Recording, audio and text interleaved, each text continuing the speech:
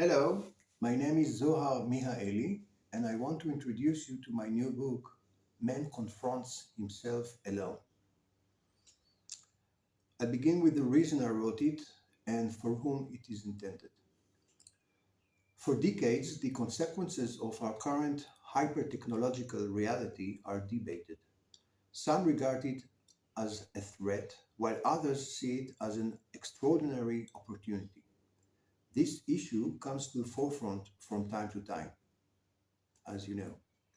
Unfortunately, it is viewed as a dialogue between scientific specialists and engineers, with intellectuals paying little attention, which is something that should be corrected because it concerns all of us, and many non academic people have thoughts about it, not necessarily apocalyptic, but simply wondering if everything is so much better than before, as we are often promised by governments and scientists, technologists, then why do we feel horrible about it? I'm sure you heard before talks about losing touch with politics, losing a feeling of belonging in the world, that our society devoid of depth and significance, and so on. Some have spent time delving into the wide popular literature dealing with this topic and still, in the face of the vast information, can't make up their minds whether we are on the right track. Hence, they reassure themselves by thinking that it has always been this way, that the world belongs to the young and innovative, and that we have aged. If you are one of them, then my book is for you, and of course, for scholars too. About the content, my book follows basically the historical philosophical journey of the political theorist Hannah Arendt into the roads of modernity, from its roots in the revolution of modern science and philosophy to the present day.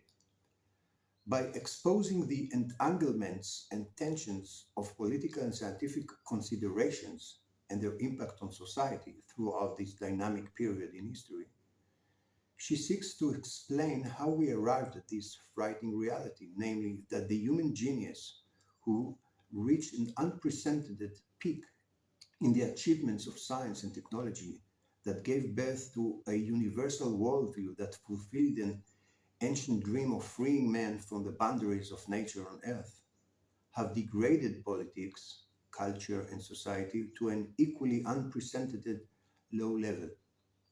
And this, in fact, is actually Arendt's central point, because this universal view, made possible by science, turned our natural world, which was given to us from nowhere, and which is our basic state of existence, into just another detail in a big picture that is obtained through our calculations and instruments. This arouses in us this obsession to recreate reality, but in the end, we do not really meet something other than ourselves, as we hoped in that dream to free ourselves from the earth. But we are only able to know what we have created ourselves, as the title of my book suggests: Man confronts himself alone.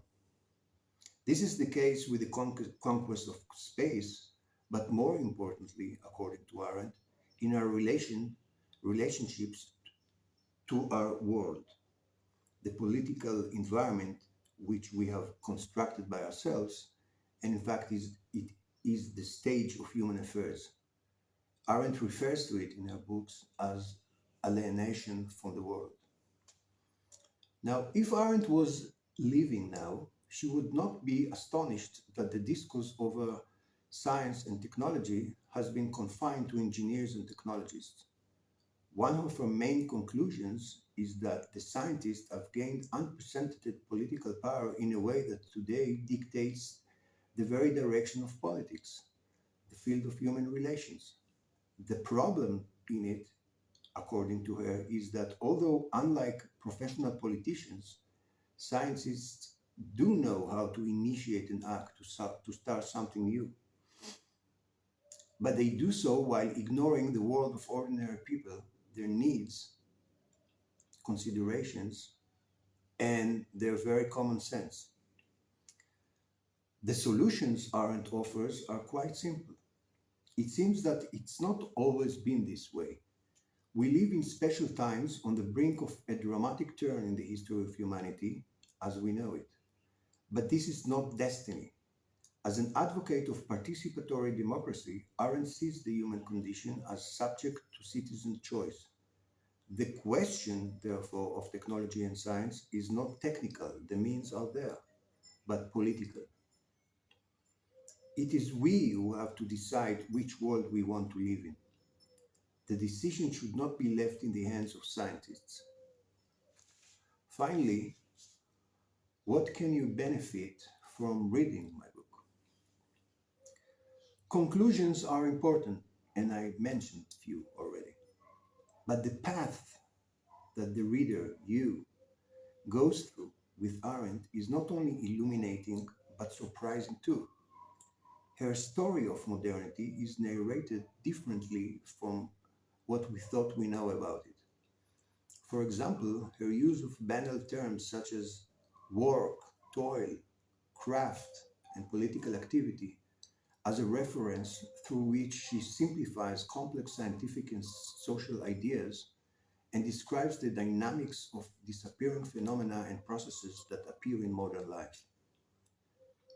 This can equip you with unusual tools to pass political judgments and inspire you to think about ways of making our actions worldly again, even within a world that is dominated by science and technology. Thank you for taking your time. Bye.